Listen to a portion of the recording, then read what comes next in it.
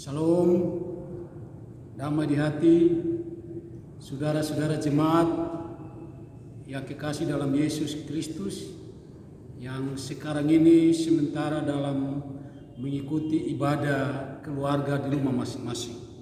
Mari kita membaca firman Tuhan yang terambil dalam Ester pasal 6 ayat yang pertama. Dengan judul Mordekai dihormati. Begini bunyi firman Tuhan. Pada malam itu juga raja tidak dapat tidur.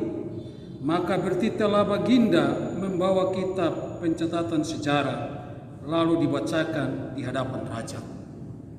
Saudara-saudaraku yang dikasihi diberkati Tuhan, di saat ini tema perenungan kita saya beri tema di atas langit masih ada langit.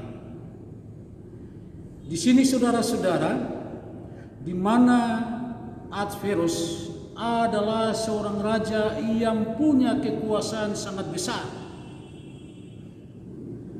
Ia menguasai 127 daerah penjajahannya. Karena itu ketika ia dalam tugasnya, tidak ada satu orang pun yang bisa dapat membantah dia. Kekuasaannya dinyatakan, apa yang ia sampaikan itu yang harus dilaksanakan.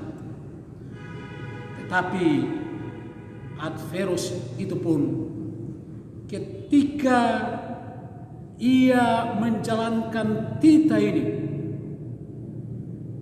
satu kesempatan ketika ia dalam menjalani tugas ini, dalam perencanaan untuk mau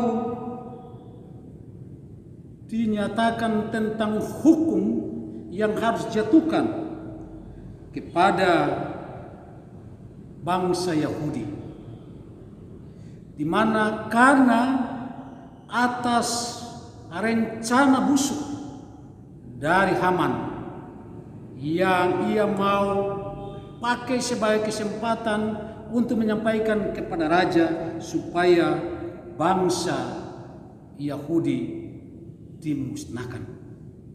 Tetapi saudara-saudaraku yang kekasih dalam Yesus Kristus, justru firman Tuhan kita berkata, pada malam itu juga raja tidak dapat tidur. Maka bertitahlah baginda membawa kitab pencatatan sejarah, lalu dibacakan di hadapan raja. Di sini bacaan kita ini menyatakan mengapa raja tidak bisa tidur. Menjadi suatu pertanyaan bagi kita. Mengapa raja tidak bisa tidur? Bukankah ia sangat berkuasa? Bukankah dia dapat melakukan apa saja yang ia inginkan sesuai kemauan atau keinginan hatinya? Saudara-saudara, bukankah dia dapat melakukan apa saja yang mau ia lakukan?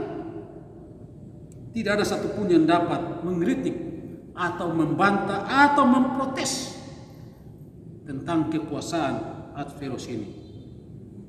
Sehingga itulah peribahasa mengatakan, di atas langit masih ada langit. Saudara-saudara, di sini saya mau menyatakan bahwa kita sebagai manusia, walaupun punya kekuasaan, kita jangan sombong. Karena masih ada yang lebih berkuasa. Karena itu saya katakan, di atas langit masih ada langit. Jadi yang saya maksudkan di sini saudara-saudara, langit yang saya maksudkan adalah Allah. Jadi Allah yang mengatur dan menuntun kehidupan Ahasverus, meskipun dialah pemimpin tertinggi pada waktu itu. Sebab langit di sini adalah Allah itu sendiri. Allah bukan saja di atas langit, tetapi Dialah pemimpin dan pemilik semua langit dalam segala tingkatannya. Saudara-saudara, oleh karena itu, mengapa sang langit mengubah hati Ahasverus? Karena dia pemilik langit, mendengar dan mengabulkan permohonan Ratu Ester bersama dengan Mordekai dan bangsa Yahudi yang berdoa puasa selama 3 hari 3 malam. Mereka berdoa puasa di benteng Susan, di mana raja bertata. Ester sang ratu itu juga berpuasa dan berdoa. Sehingga saudara-saudara, mereka berdoa dan berpuasa agar Allah berkenan mengubah hati raja itu sendiri demi menyelamatkan bangsa Yahudi dan Mordekai dalam ancaman hukuman mati. Tapi pada malam itu Allah mengarahkan hati raja untuk menyatakan atau untuk membuka buku pencatatan sejarah itu sendiri. Sehingga dari situ tersingkap ketulusan hati dan loyalitas Mordekai serta orang Yahudi kepada raja atas rencana dari orang-orang yang sebelumnya mau membunuh Raja Ahasverus. Sehingga ketika dibaca saudara-saudara, di situ doa puasa disertai hidup yang benar dan tulus itu dijawab oleh Tuhan melalui pembacaan kitab sejarah itu sendiri. Sehingga hati raja itu pun tergugah bahwa di mana loyalitas, kepedulian dari Mordekai itu juga tercatat dalam buku sejarah itu sendiri. Karena itu saudara-saudara, sebagai keluarga Kristen, marilah saya mengajak jangan pernah meragukan keyakinan kita. Peganglah janji Allah. Hiduplah dengan iman. Yakinlah pertolongannya pasti datang pada waktunya. Pertolongan Allah itu pasti datang pada waktunya. Sebab kasih setia Allah senantiasa dinyatakan dalam kehidupan kita. Kasih Allah, janji Allah tidak akan pernah terlambat. Dia akan datang tepat pada waktunya. Saudara-saudara, COVID-19 atau coronavirus harus dilihat sebagai didikan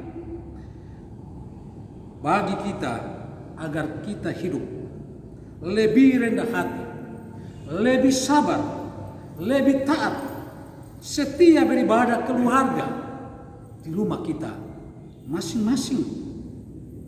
Mari kita tetap menantikan Dia, Allah sumber kehidupan kita, Allah yang kita imani dan percaya, karena Dia adalah sumber jawaban atas hidup kita. Pertolongannya dengan keyakinan iman yang teguh pasti datang pada waktunya.